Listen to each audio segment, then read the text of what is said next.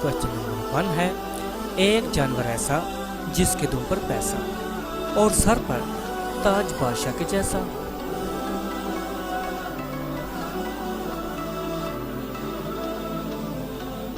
जवाब है मोर। Question number 2 है, वो कौन सी ऐसी चीज है जिसको हम खाते भी हैं और चलाते भी हैं।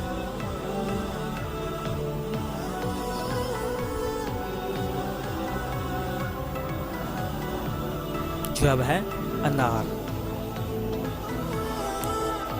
क्वेश्चन नंबर 3 है, वो कौन सी ऐसी चीज है जिसको हर इंसान तोड़कर बहुत खुश होता है।